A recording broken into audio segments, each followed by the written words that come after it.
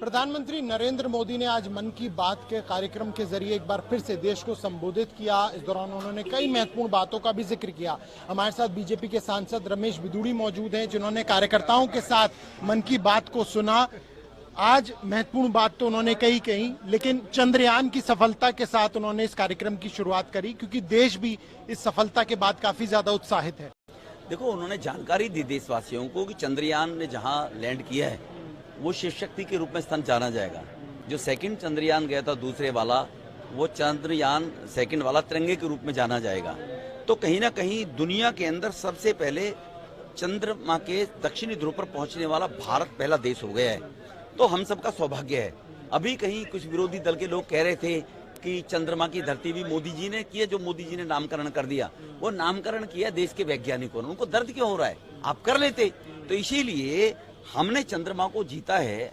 दुनिया में सबसे पहले दुनिया को चंद्रमा दिखाई देता है। हमारा अधिकार 140 करोड़ देशवासियों को, इसके लिए खुशी होनी चाहिए लोगों को। इसके लिए क्रिटिसाइज नहीं करना चाहिए उसका नाम शिव शक्ति क्यों रख दिया, तो उसका नाम क्या पाकिस्तान रखना चाहिए था? ये उनसे पूछा जाना, लाहौर रखना चाहिए था क्या? उनके पूछना जाना चाहिए था। तो इस प्रकार से और भी अनेकों क्षेत्रों में, चाहे डेयरी के क्षेत्र में हो, चाहे केव्स जो सुरंगें दिखाई हैं लद्दाख के व्यक्ति के द्वारा खोज के द्वारा रही, चाहे बेंगलुरु के द्वारा एक कर्मचारी जो काम करते थे और किस प्रकार से शिलालेख और भारत के पुरातत्व चीजों की खोज की गई है, और समुद्र से लेकर अनेकों प्रकार की जानकारी है। तो कुछ लोग इसको इसलिए नहीं देख पाते, उनको मोदी जी से हल्का फुल्का कहीं ना कहीं मोहब्बत के प्रति दिक्कत है कि वो करप्शन, भ्रष्टाचार, लाभ उठाए हैं। तो हमेशा उनके मन की बात के कार्यक्रम में जीवन को प्रेरणा देने वाली जो बातें होती हैं, वो उनका जिक्र। प्रधानमंत्री जी के खुद के मन की बात नहीं है, वो देश के 140 करोड़ लोगों के मन की बातें होती है कि देश के 140 करोड़ के लोगों के मन में देश के उत्थान के लिए, अपने जीवन को सुगम अच्छा बनाने के लिए क्या लोगों के मन में चल रहा, लोगों ने कैसे आगे बढ़ते हुए अपने जीवन को सुगम बनाया है। तो इसीलिए उससे लोग प्रेरणा ले और प्रेरणा लेकर देशवासी आगे बढ़ें, क्योंकि 2047 भारत को विकसित राष्ट्र बनाने के लक्ष्य की तरफ हम आगे अग्रसर हैं। एक और अहम बात ये कि दिल्ली में G20 समिट होने जा रहा है। दिल्ली से ही आप सांसद भी हैं।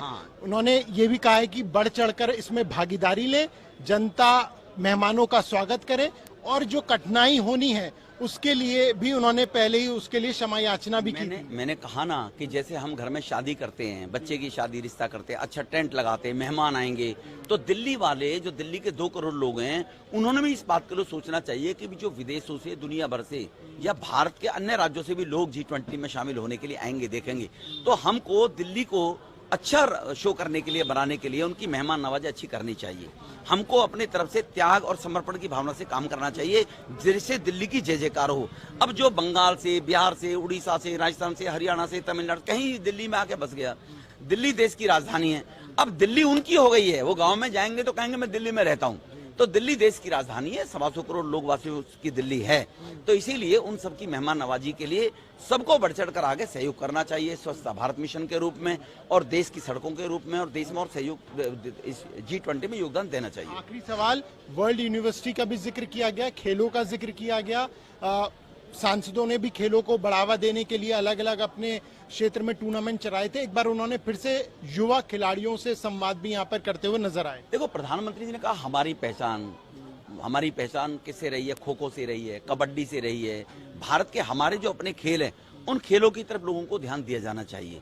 उन खेलों को लोगों को निकाल कर लेकर बाहर आना चाहिए। हमारे खेल हैं और इनको भी दुनिया के अंदर पहुंचाकर हमें अपना मान सम्मान बढ़ाया जाना चाहिए। हमारे देशवासियों के पास प्रतिभा बहुत है, उस प्रतिभा का उपयोग करना चाहिए। वो बार बार इस बात को प्रधानमंत्री जी कहते हैं, और सांसद खेल स्पर्धा के तहत भी दूर दराज गांव देहात के बच्चों को शहरों में जाने का मौका नहीं मिल पाता है, घर में इतना खर्चा नहीं है, उनको DMO के माध्यम से कार्यक्रम कराकर उस प्रतिभा को आगे लाने के लिए खेलो इंडिया खेलों के तहत कार्यक्रम किए जाते हैं। बहुत शुक्रिया। ये थे बीजेपी के सांसद रमेश बिदूड़ी। कैमरा पर्सन विद्याधर के साथ प्रणय शर्मा, टूल TV, दिल्ली।